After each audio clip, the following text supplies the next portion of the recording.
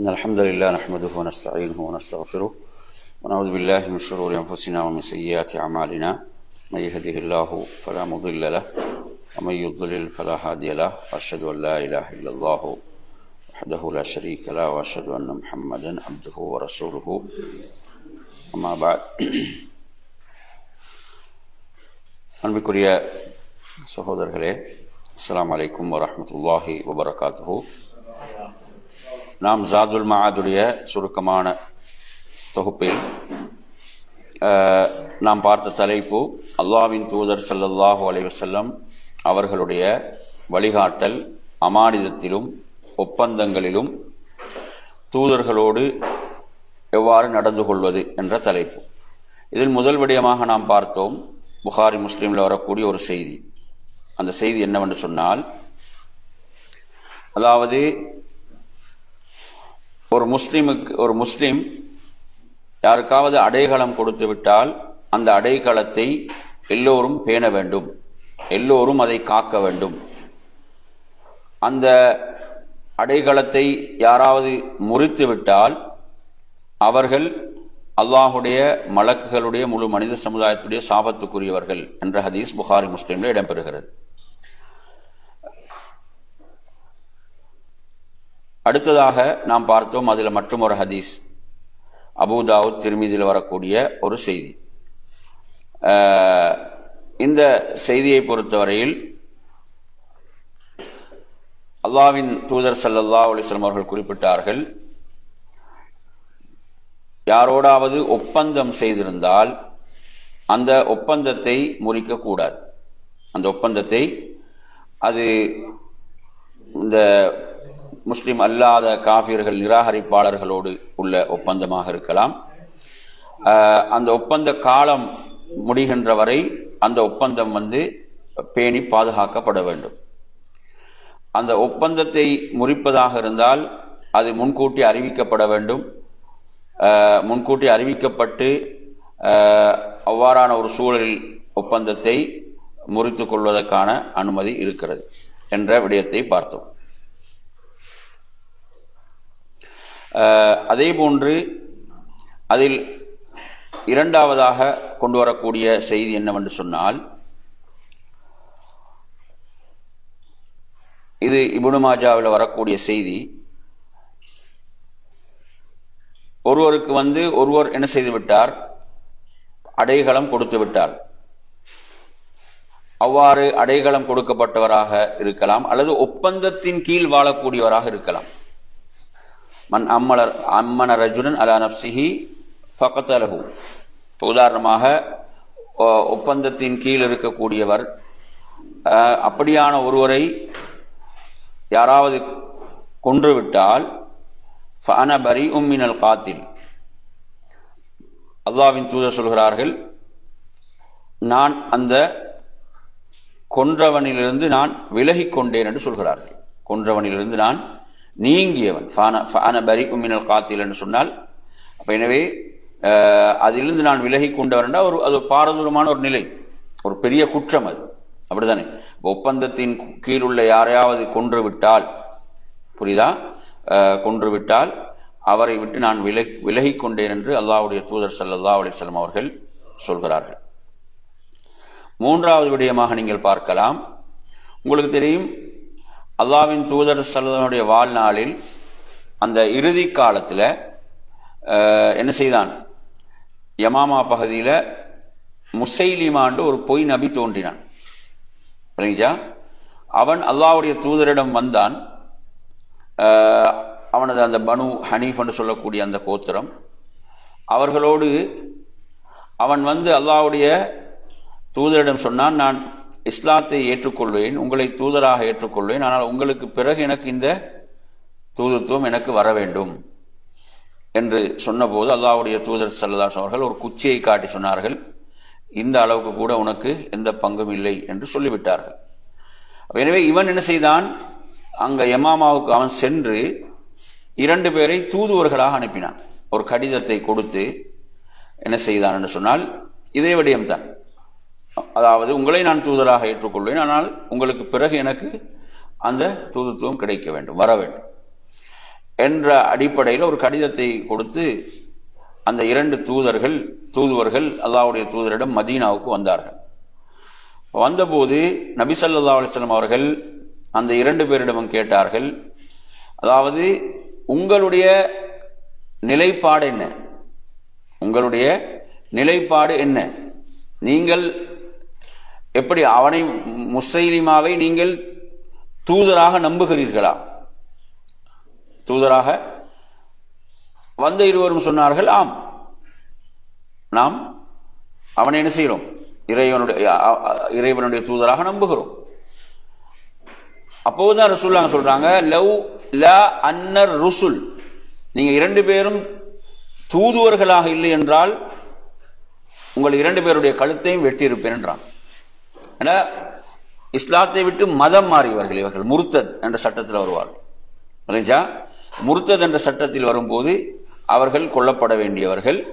அந்த அடிப்படையில் ரசூலுல்லாஹ் சொல்றாங்க, நீங்க 2 பேரும் தூதுவர்களாக இல்லை என்றால், அவனால் அனுப்பப்பட்ட தூதுவர்களாக இல்லை என்றால் உங்கள் 2 பேருடைய கழுத்துகளையும் வெட்டி இருப்பேன் என்று சொன்னாங்க. எனவே தூதுவர்கள் என்ன செய்யப்பட மாட்டார்கள், கொல்லப்பட மாட்டார்கள் என்பதை நாங்கள் இங்கே புரிந்து கொள்கிறோம். இந்த ஹதீஸ் அபூ தாவூத்ல வருகிறது.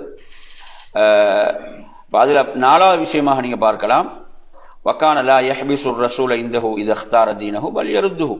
எனவே அந்த தூதர்கள் என்ன செய்தார்கள், அவனது தீனை தேர்வு செய்தாங்க என்பதற்காக ரசூலுல்லாஹ் தடுத்து வைத்துக் கொள்ளல, கொலை செய்யவும் இல்லை, அவர்கள் என்ன செய்யல, சிறையில் அடைக்கவும் இல்லை, அவர்களை ரசூலுல்லாஹ் அனுப்பிவிட்டார்கள். பல் யருத்துஹு, என்ன செஞ்சிட்டாங்க, அவர்களை அனுப்பிவிட்டார்கள் என்பதை நாம் இதிலே பார்க்கின்றோம். ஏன்னா அவங்க தூதுவர்கள். அதே போன்று 5வதாக நீங்க பார்க்கலாம், இதுல வகான இதா ஆஹத அதாஉஹு வாஹிதம் மின் அஸ்ஹாபிஹி அலா ஹதின் லா யதுர் பில் முஸ்லிமீன பிகைரி யல்லாஹு அம்லாஹு. உதாரணமாக முஸ்லிம்கள்ல யாராவது ஒருத்தர், அதாவது சஹாபாக்கள்ல யாராவது ஒருத்தர் எதிரிகளோடு ஒப்பந்தம் செய்திருந்தால் அந்த ஒப்பந்தம் முஸ்லிம்களுக்கு பாதிப்பும் இல்லை என்று சொன்னால் நபி அவர்கள் அதை ஏற்றுக்கொண்டார்கள். இதுக்கு எந்த செய்தி நாங்கள் ஆதாரமா பார்க்கலாம்? புரியுதா சொல்றது? அதாவது ஒரு சஹாபியோ அல்லது பல தோழர்களோ என்ன செய்திருக்கிறார்கள், காஃபிர்களோடு அவங்க ஒரு ஒப்பந்தம் செஞ்சிருக்கிறாங்க, அவர்கள் ஒரு ஒப்பந்தம் செய்திருக்கிறார்கள். அந்த ஒப்பந்தம் முஸ்லிம்களுக்கு பாதிப்பில்லாத ஒரு ஒப்பந்தம் என்று சொன்னால் அதை என்ன செய்யறாங்க, அதை ரசூலுல்லாஹ் ஒரு நிர்பந்தமான என்ற ஒரு அடிப்படையில் ஏற்றுக்கொண்டிருக்கிறான் சொல்றது, அதை நிறைவேற்றி இருக்கிறார்கள். அதில் நீங்க பார்க்கலாம், ஹுதைஃபா ரலியல்லாஹு இருக்கிறாங்க தானே, ஹுதைஃபா ரலியல்லாஹு தனது தந்தையோடு ஹிஜ்ரத் வருகின்ற போது, தனது தந்தையோடு மதீனாவுக்கு ஹிஜ்ரத் வருகின்ற போது காஃபிர்கள் பிடித்துக் கொண்டார்கள். இப்ப இவர்கள் 2 பேரும் என்ன செய்ய கொலை செய்யப்படுவார்கள், காஃபிர்களால், எதிரிகளால் கொல்லப்படுவார்கள். அவர்கள் என்ன கேட்கிறாங்கன்னா, நீங்க மதீனாவுக்கு முஹம்மதிடமா செல்கிறீர்கள் ஸல்லல்லாஹு அலைஹி வஸல்லம். அப்ப அவர்கள் சொன்னார்கள், இல்லை, நாங்க அவரிடம் செல்லவில்லை, நாங்க மதீனாவுக்கு செல்கிறோம் என்று சொன்னார்கள். இப்ப மதீனாவுக்கு செல்கிறோம் என்றா அவனோட உயிரை காத்துக்கொள்ளணுமா இல்லையா, இல்லாட்டி கொல்லப்படுவார்கள் என்ற ஒரு நிர்பந்தமான நிலையில் இருக்கிறார்கள், இக்கட்டான நிலையில் இருக்கிறார்கள். அப்போது அவர்கள் சொன்னார்கள், அப்படி என்றால் நீங்க மதீனாவுக்கு செல்வதாக இருந்தால், அதாவது முஹம்மது எம்மோடு போர் செய்தால் அந்த போரில் நீங்கள் கலந்து கொள்ளக்கூடாது, அந்த போரில் நீங்க என்ன செய்யக்கூடாது, எமக்கு எதிராக கலந்து கொள்ளக்கூடாது என்று என்ன செய்தார்கள், அவரோட ஒப்பந்தம் வாங்கி தான் அனுப்புறாங்க. எனவே பத்ருடைய போர் நடக்கும் போது ஹுதைஃபா ரசூலுல்லாஹ் சொல்றாங்க, இப்படி ஒரு நிகழ்வு நடந்தது நாங்கள் ஹிஜ்ரத் வரும் போது, அப்படி என்று சொல்லுகின்ற போது நபி அவங்க என்ன செஞ்சாங்க, அப்ப நீங்க திரும்ப இந்த போர்ல கலந்து கொள்ளாம மதீனாவுக்கு போங்கன்னு அல்லாஹ்வுடைய தூதர் அனுப்பிவிட்டார்கள். புரியுதா சொல்றது? அப்ப எனவே அதாவது எண்ணிக்கை மிக குறைவாக இருந்தும், அந்த போர்ல எடுத்தீங்கன்னா முஸ்லிம்களுடைய எண்ணிக்கை மிக குறைவாக இருந்தும் ரசூலுல்லாஹ் என்ன செஞ்சாங்க, அதை ஏற்றுக்கொண்டார்கள், அதை அவர்களை திருப்பி அனுப்பினாங்க என்ற ஒரு செய்தி நாங்க பார்க்கிறோம். புரியுதா? அடுத்ததாக 6வதாக இதில் என்ன சொல்றாங்கன்னா, உங்களுக்கு தெரியும் ஹுதைபியாவுடைய உடன்படிக்கை இல்லைங்களா? ஹுதைபியாவுடைய உடன்படிக்கை. இந்த ஹுதைபியாவுடைய உடன்படிக்கையில வந்து பல விடயங்கள் அதிலே இருந்தன அந்த ஒப்பந்தத்தில். இப்ப அந்த ஒப்பந்தம் என்பது சுமார் ஒரு 10 வருட காலங்கள் என்ன செய்து வசாலஹ குரைஷன் அலா வதுல் அரபி அஷரசினி 10 வருடங்களுக்கு போர் கிடையாது என்ற ஒரு ஒப்பந்தம். அது புரியுது அவன் சொல்றது. அப்ப அந்த ஒப்பந்தத்தில் இருந்த ஒரு விடயம் தான், இப்ப யாராவது ஒருவர் மக்காவிலிருந்து இஸ்லாத்தை ஏற்று மதீனாவுக்கு வந்தால் அவரை திருப்பி அனுப்பிவிட வேண்டும். அவர் என்ன செய்ய வேண்டும்? திருப்பி அனுப்பிவிட வேண்டும். மதீனாவிலிருந்து யாராவது மக்காவுக்கு போனால் திருப்பி அனுப்பப்பட மாட்டார்கள் என்பது அந்த ஒப்பந்தத்திலே இருந்தது. அப்ப எனவே இந்த ஒப்பந்தம் முடிந்த பிறகு சில பெண்கள் வந்தார்கள். அவங்க முஸ்லிம்களாக இஸ்லாத்தை ஏற்றிருந்த பெண்கள் வந்தார்கள். பெண்கள் வந்தவுடன் பெண்களுடைய விஷயத்தில் அல்லாஹ்வுடைய சட்டம் எவ்வாறு வந்தது என்று சொன்னால், பெண்களுடைய விஷயத்தில் இந்த சட்டம் மாற்றப்பட்டது. வனஸஹல்லாஹு ஸாலிக ஃபி ஹக்கின் நிஸா. அல்லாஹ் சொல்கிறான், அவங்கள வந்து நீங்க என்ன செய்யுங்க, அவங்கள மூமின்களா என்று பரிசோதித்து பாருங்க. அவங்க எந்த நோக்கத்தில் வராங்களோ தெரியாது. சில எதிரிகளால் உளவு பார்ப்பதற்காக அனுப்பப்படலாம், எதிரிகளால உளவு பார்ப்பதற்காக அல்லது வேறு நோக்கங்கள் இருக்கலாம். எனவே அல்லாஹ் குர்ஆன்ல சொல்கிறான், சூரத்து மும்தஹினான்னு அத்தியாயமே இருக்கிறது, ஃபம்தஹினூஹுன்ன, அவர்களை நீங்கள் பரிசோதித்து பாருங்கள். அல்லாஹ் அவர்களது ஈமானை அறிந்தவன், நீங்க பரிசோதித்து பாருங்க அவங்க உண்மையான மூமினான பெண்களா. புரியுதா? ஃபமன் அலிமு அன்னஹா முஃமினா, அவங்க மூமின்கள் என்று நீங்கள் அறிந்து கொண்டால் அவர்களை நீங்க என்ன செய்யாதீங்க, மக்காவுக்கு அனுப்பாதீங்க. ஏண்டா என்ன சட்டம் என்று சொன்னால், ஒரு மூமினான பெண் ஒரு காஃபிருக்கு மனைவியாக இருக்க முடியாது. என்ன சட்டம் அங்க வருது? ஒரு மூமினான பெண் ஒரு காஃபிருக்கு என்ன செய்ய, ஒரு காஃபிருக்கு கீழ் மனைவியாக இருக்க முடியாது என்ற சட்டம் அங்கு வருகிறது. அதுக்கு முந்தி வரையும் என்ன இருந்துச்சு? அதுல அனுமதி இருந்தது. என்ன இருந்துச்சு? அனுமதி இருந்தது. அப்ப இதுல அதே மாதிரி தான் அந்த சூரத்து மும்தஹினா நீங்க எடுத்து படிச்சு பாத்தீங்கன்னு சொன்னா, வலா தும்சிகு பிஇஸமில் கவாஃபிரனும் வருகிறது. அதே போன்று முஸ்லிமான ஆண்களும் என்ன செய்ய முடியாது என்றால், காஃபிரான பெண்களை மனைவியாக வைத்துக் கொள்ள முடியாது என்ற சட்டமும் அங்கே இறங்குது. இறங்கியவுடன் உமர் ரலியல்லாஹு அன்ஹு அவர்கள் தனது 2 மனைவிமார்களை உடன் என்ன செய்யறாங்க? விவாகரத்து செய்து விடுகிறார்கள். இஸ்லாத்தை ஏற்றுக்கொள்ளாத 2 பெண்களை என்ன செய்யறாங்க? அவர்கள் விவாகரத்து செய்து விட்டார்கள் என்ற செய்தி. அது மாதிரி பலர் இப்படியான சட்டம் அங்கு இறங்கியது. புரியுதா சொல்றது? எனவே பெண்கள் விடயத்தில் இந்த சட்டம் வந்து என்ன செய்யப்பட்டது? அந்த சட்டம் அல்ல. ஆண்கள் திருப்பி அனுப்பப்பட்டாலும் பெண்கள் என்ன அப்படி மூமினான பெண்கள் திருப்பி அனுப்பப்படக்கூடாது. ஏன்னா அவங்க காபிர்களுக்கு மனைவியாக இருக்க முடியாது என்ற விடயம்.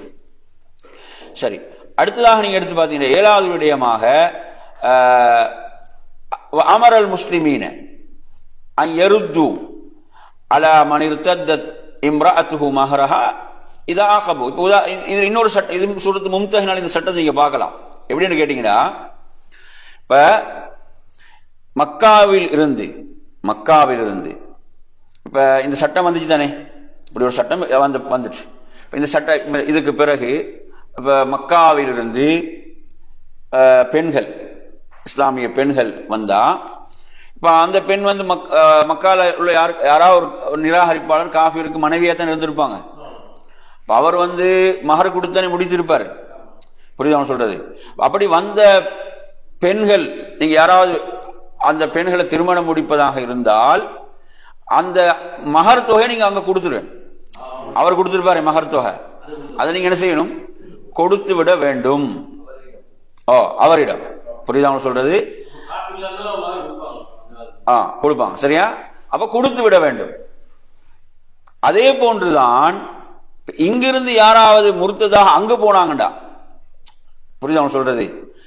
இப்ப உமர் என்ன செஞ்சிட்டாங்க? அவங்க இஸ்லாத்துல இருக்கல, அவங்க ஆல்ரெடி என்னதான் குஃப்ர்ல தான் இருக்கிறாங்க, தலாக் விட்டுடுறாங்க.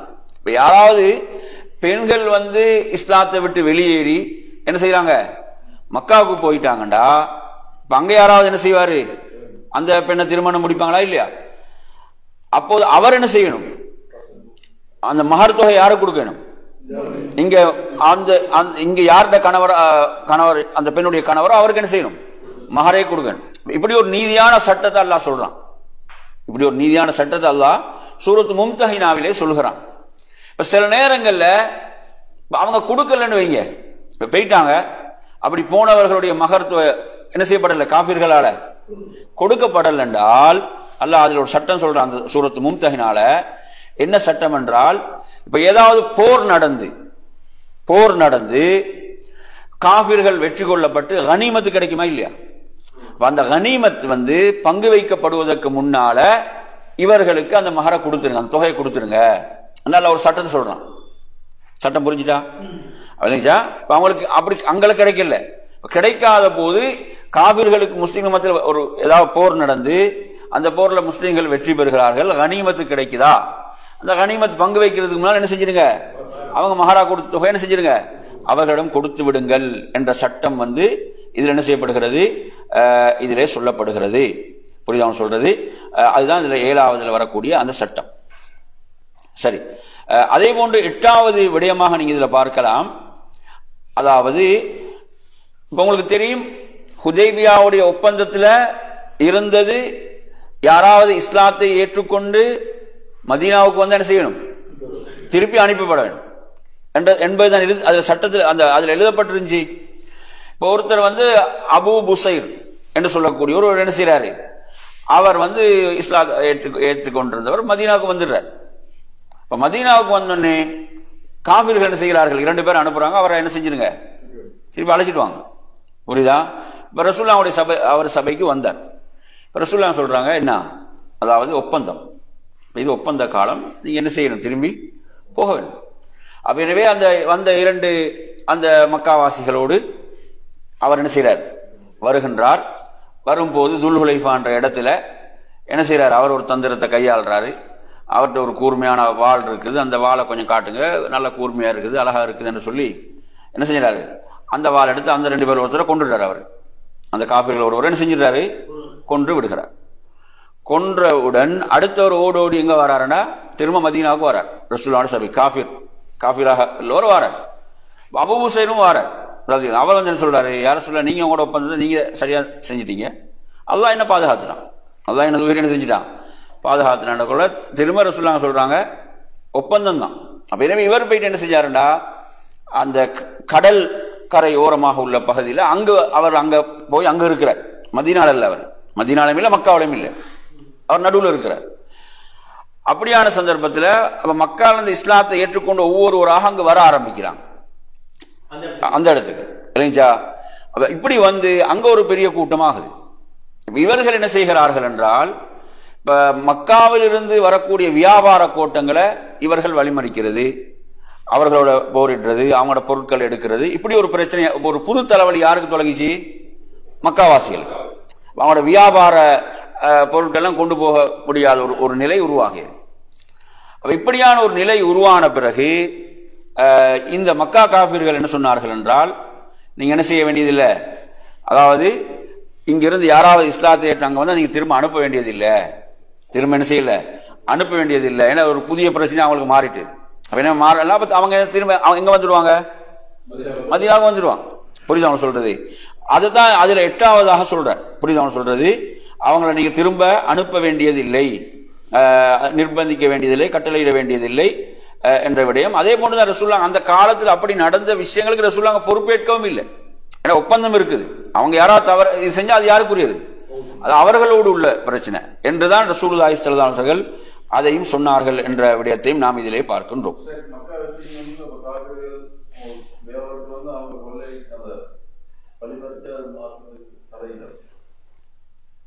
இல்ல, அதாவது இப்படிதானே அந்த காபிர் அந்த செயலுக்கு ரசூலுல்லாஹ் என்ன இல்லைன்னு சொன்னோம், பொறுப்பு இல்லைன்னு சொன்னோம்.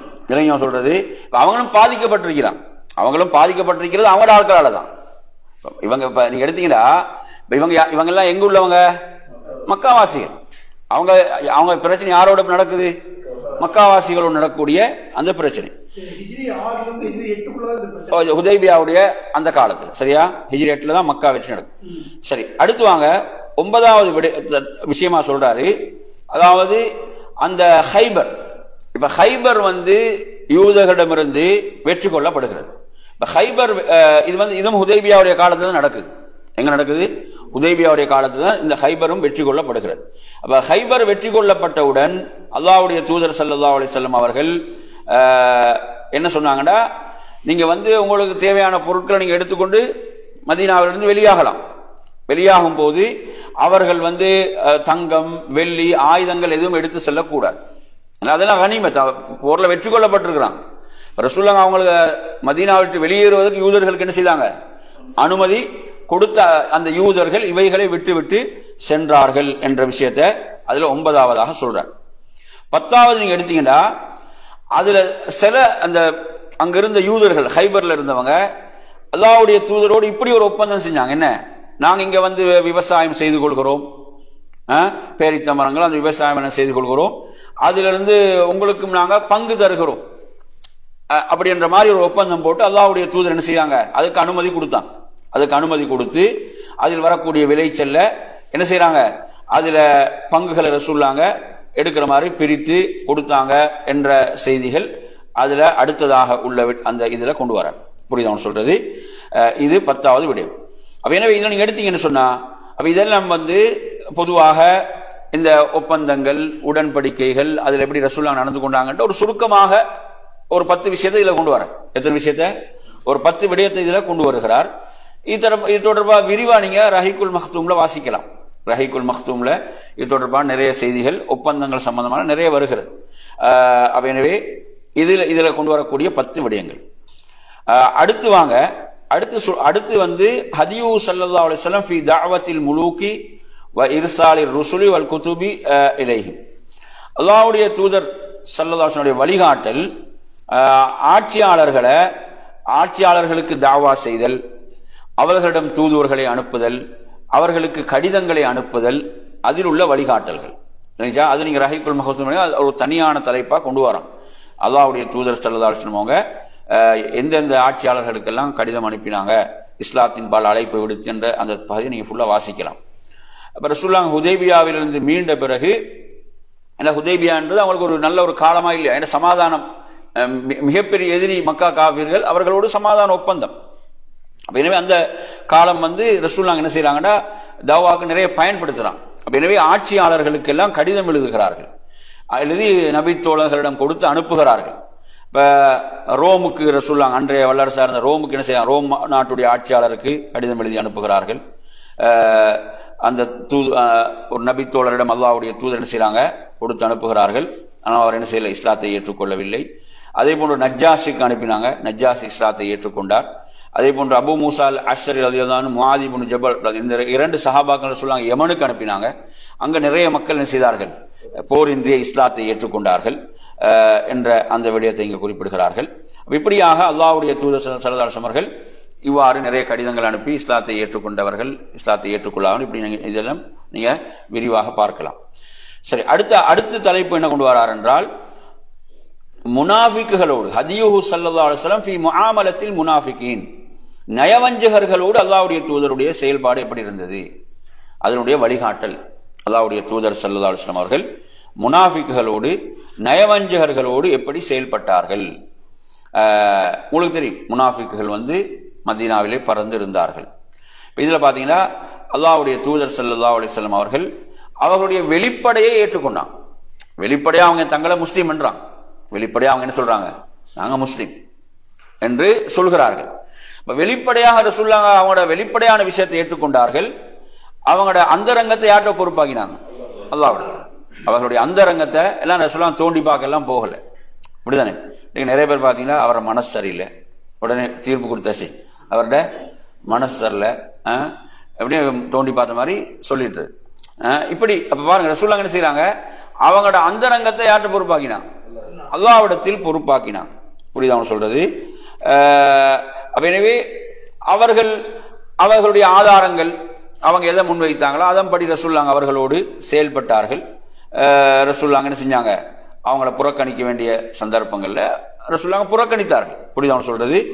அதே மாதிரி அவர்களோட கடுமையாக நடந்து கொள்ள வேண்டிய சந்தர்ப்பங்கள்ல கடுமையாக நடந்தாங்க, கடுமையாக சொல்ல வேண்டிய இடங்கள்ல கடுமையாக சொன்னார்கள் என்பதையெல்லாம் நாங்க பார்க்கிறோம். புரியுதா சொல்றது? முனாஃபிக்குகளோடு அல்லாஹ்வுடைய தூதர் நடந்த அந்த விதங்கள் சம்பந்தமாக. அதே போன்று அல்லாஹ்வுடைய தூதர் ஸல்லல்லாஹு அலைஹி வஸல்லம் அவர்கள் அவர்களை என்ன செய்யறாங்க? கொல்வதை விட்டு விட்டார்கள். அவங்களை கொல்றதை என்ன செய்யறது? கொல்வதற்கான அந்த சூழல்கள் ஏற்பட்ட சந்தர்ப்பங்கள்ல கூட இப்ப ரசூலுல்லாஹ் என்ன சொல்றாங்க என்று சொன்னால், அப்துல்லா இப்னு உபை இப்னு சலூல வந்து நான் கொல்லட்டுமா என்று உமர் ரலியல்லாஹு அன்ஹு கேட்கின்ற போது, அல்லாஹ்வுடைய தூதரிடம் கேட்ட போது ரசூலுல்லாஹ் சொல்றாங்க, லா யதஹத்தஸு الناس அன்ன முஹம்மதன் யக்துலு அஸ்ஹாபஹு. மக்கள் எப்படி பேசிக் கொள்வாங்கடா, முஹம்மது தனது தோழர்களையே கொள்கிறார். மக்கள் எப்படி பேசிக் கொள்வாங்களாம்? முஹம்மது வந்து ஸல்லல்லாஹு அலைஹி வஸல்லம் தனது தோழர்களையே கொள்கிறார் என்று தான் வெளியில இருந்து பார்ப்பான். அப்படித்தானே? வெளியில இருந்து பார்க்கறவங்க என்னதான் தெரியும்? முனாஃபிகன் அவன் பார்ப்பான், அவன் ரசூல் நபியோட இருக்கக்கூடிய நபியோட போருக்கெல்லாம் போறாங்க. அப்ப அவங்களே இவர் என்ன செய்யறாரு? தனது தோழர்களே கொள்றாருன்னா அடுத்தவங்க இஸ்லாத்துக்கு வரதுக்கு என்ன செய்வாங்க? பயப்படுவாரு. புரியுதா அவங்க சொல்றது? எனவே அல்லாஹ்வுடைய தூதர் அதுக்கு என்ன செய்யல, அனுமதிக்கவில்லை என்றதை பார்க்கிறோம். அதே மாதிரி உங்களுக்கு தெரியும், ஆயிஷாவுடைய அவதூறுடைய விஷயத்துல, அவதூறு சொன்ன விஷயத்தை நீங்க எடுத்து பார்த்தாலும் ரசூலுல்லாஹ் அதுல சம்பந்தப்பட்ட சஹாபாக்களுக்கு தண்டனை நிறைவேற்றினார்கள். ஆனா அப்துல்லா இப்னு உபை இப்னு சலூல் தான் அதுல மிகப்பெரிய பங்கு வகித்தோம். அவனுக்கு எல்லாம் தண்டனை என்ன செய்ய சொல்லுவாங்க? கொடுக்கல் என்றதெல்லாம் பார்க்கிறோம். அப்ப அப்படியான விஷயங்கள்லாம் நடந்துச்சு, இருந்துச்சு. அதெல்லாம் அல்லாஹ்வுடைய தூதருடைய அந்த தூர நோக்கு, அந்த தாவாவுடைய விஷயங்கள் அனைத்தும் அதிலே இருந்தது என்பதை நாங்கள் பார்க்கின்றோம். எனவே இதுதான் முனாஃபிக்குகளோடு அல்லாஹ்வுடைய தூதர் நடந்த விதம் என்ற அந்த தலைப்பு. அடுத்ததாக நீங்க பாத்தீங்கன்னு சொன்னா, ஹதியூ ஸல்லல்லாஹு அலைஹி வஸல்லம் ஃபி ذிக்ர், அல்லாஹ்வை நினைவு கூறுவதில் அல்லாஹ்வுடைய தூதருடைய வழிகாட்டல் என்ன, அல்லாஹ்வுடைய தூதரின் வழிகாட்டல் என்ன என்ற தலைப்பை கொண்டு வருகிறார். இந்த தலைப்புல பாத்தீங்கன்னு சொன்னா, அதாவது நபி ஸல்லல்லாஹு அலைஹி வஸல்லம் அவங்களை பொறுத்தவரையில அல்லாஹ்வை திக்ர் செய்வதில் அவங்க என்ன ஒரு பரிபூர்ணத்துவம் மிக்கவர்களா, அல்லாஹ்வுடைய தூதர் ஒரு பரிபூர்ணத்துவம் மிக்கவர்கள், அல்லாஹ்வை அவ்வளவு அதிகம் நினைவு கூறக்கூடியவர்களாக, அல்லாஹ்வுடைய தூதருடைய வார்த்தைகள் ஒவ்வொன்றும் அல்லாஹ்வை நினைவு கூறுவதாகத்தான் இருந்தது, அது தொடர்பானதாகத்தான் இருந்தது. மக்களை வந்து மக்களுக்கு நன்மை ஏவினார்கள், தீமையை தடுத்தார்கள், மார்க்க விடயங்களை கற்றுக் கொடுத்தாங்க. இதெல்லாம் என்னதான்? அல்லாஹ்வை திக்ர் செய்வதில் உள்ளவைகள் தான். அதே போன்று நபி அவங்க அமைதியாக இருந்தாலும் அவங்களோட உள்ளம் என்ன செய்யும்? அல்லாஹ்வை நினைவு கூர்ந்ததாகத்தான் அந்த உள்ளம் இருக்கும். அவர்களுடைய அந்த மூச்சுகள் எல்லாம் என்ன செய்யும்? அல்லாஹ்வை திக்ர் செய்யக்கூடிய அமைப்பில் தான் அல்லாஹ்வுடைய தூதருடைய வாழ்க்கை. அவங்க நின்ற நிலையில், உட்கார்ந்த நிலையில், சாய்ந்த நிலையில், நடந்த நிலையில், வாகனத்திலே பயணிக்கின்ற போது, அவங்க ஏறும் போது, இறங்கும் போது, இப்படி எல்லா நிலைகளிலும் என்ன செய்வாங்க? அல்லாஹ்வை நினைவு கூறக்கூடியவர்களாக இருந்தார்கள் என்று குறிப்பிடுறாங்க. அடுத்து நீங்க பாத்தீங்கன்னா சில அதுக்கார்களை குறிப்பிடுகிறார். நபி ஸல்லல்லாஹு அலைஹி வஸல்லம் காலை மாலை திக்ர்கள் என்ன, நபி அவங்க காலை மாலையில் என்ன ஓதுவார்கள்? வகான இதா அஸ்பஹ, நபி அவங்க காலையில் ஓதுவாங்க. இந்த துஆ உங்களுக்கு பாடமா? அஸ்பஹனா அலா ஃபித்ரத்தில் இஸ்லாம் வாலா கலிமத்தில் இஹ்லாஸ் வதீனி நபீனா முஹம்மது ஸல்லல்லாஹு அலைஹி வஸல்லம் வாலா மில்லத் அபீனா இப்ராஹிம ஹனீஃபன் முஸ்லிமன் வமா கான மினல் முஷ்ரிகீன் என்ற இந்த துஆ. அப்ப இது வந்து அதாவது நான் இஸ்லாம் என்ற அந்த ஃபித்ரா இயற்கை மீது காலை பொழுதை நாம் அடைந்தோம், இஹ்லாஸான அந்த கலிமா வார்த்தை மீது நாம் காலை பொழுதை அடைந்தோம், எமது நபியான முஹம்மது ஸல்லல்லாஹு மார்க்கத்தில் நாம் காலை பொழுதை அடைந்தோம், எமது தந்தையான இப்ராஹிம் அலைஹிஸ்ஸலாத்துடைய மார்க்கத்தில் நாம் காலை பொழுதை அடைந்தோம். இப்ராஹிம் அலைஹிஸ்ஸலாம் சத்தியத்தில் நேராக பயணிக்கக்கூடியவராக, அல்லாஹ் கட்டுப்பட்டவராக இருந்தார், அவர் ஒரு முஷ்ரிக்காக இருக்கவில்லை. இந்த துஆ இதில் வந்து இவ்வாறு ஓதுவது, காலையில் ஓதுறது நபி வழியாக இருக்கிறது, அல்லாஹ்வுடைய தூதருடைய வழிகாட்டல், அதை கொண்டு வராரு. அதே போன்று அல்லாஹும்ம பிக அஸ்பஹ்னா வபிக அம்சைனா வபிக நஹ்யா வபிக நமூது வ இலைக்கன் நுஷூர் என்ற இந்த துஆ. இந்த துஆ பாடமா உங்களுக்கு சொல்லுங்க பாபு. அல்லாஹும்ம பிக அஸ்பஹ்னா வபிக அம்சைனா வபிக நஹ்யா வபிக நமூது வ இலைக்கன் நுஷூர். எனவே நாம் உன்னை கொண்டே காலை பொழுது அடைந்தோம், மாலை பொழுது அடைந்தோம், மரணிக்கிறோம், என்ன செய்கிறோம்?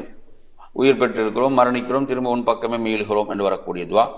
அதே போன்று காலையில் அஸ்பஹனா வ அஸ்பஹல் முல்கு லில்லாஹி ரப்பில் ஆலமீன் அல்லாஹும்ம இன்னி அஸ்அலுக خير هذا اليوم فتحه ونصره ونوره وبركته وهدايته வஅஊது பிக மின் ஷர்ரி மா ஃபீஹி வ ஷர்ரி மா பஅதஹு. மாலையில் அதாவது அம்சைனா அம்சல் முல்குலில்லான்னு ஓத வேண்டும். இது அபூதாவுதில் வரக்கூடிய செய்தி. இப்போ இந்த செய்தியை பொறுத்தவரையில் இந்த செய்தி நாங்கள் என்ன செய்கிறோம், அந்த இறைவனை கொண்டே நாம் காலை பொழுதை அடைகிறோம். அவனிடத்தில் நாம் இந்த நாளுடைய சிறப்பை, அந்த நாளுடைய வெற்றியை, உதவியை, பிரகாசத்தை, பரக்கத்தை, நேர்வழியை கேட்கிறோம். அதனுடைய ஷர்ரிலிருந்து பாதுகாப்பு தேடுகிறோம் என்று வரக்கூடிய அந்த துவா. அதே போன்று சய்யிதுல் இஸ்திக்ஃபார் இதை ஓதுவாங்க. என்ன துவா அது? அல்லாஹும்ம அன்த ரப்பி லா இலாஹ இல்லா அன்த ஹலக்தனி வான அப்துக வான அலா அஹதிக வஅதிக மஸ்ததஅது அஊது பிக மின் ஷர்ரி மா ஸனஅது அபூலக பிநிஅமதிக அலைய அபூ பிதம்பி ஃபக்ஃபிர்லி ஃபஇன்னஹு லா யக்ஃபிரு ذுனூப இல்லா அன்த்.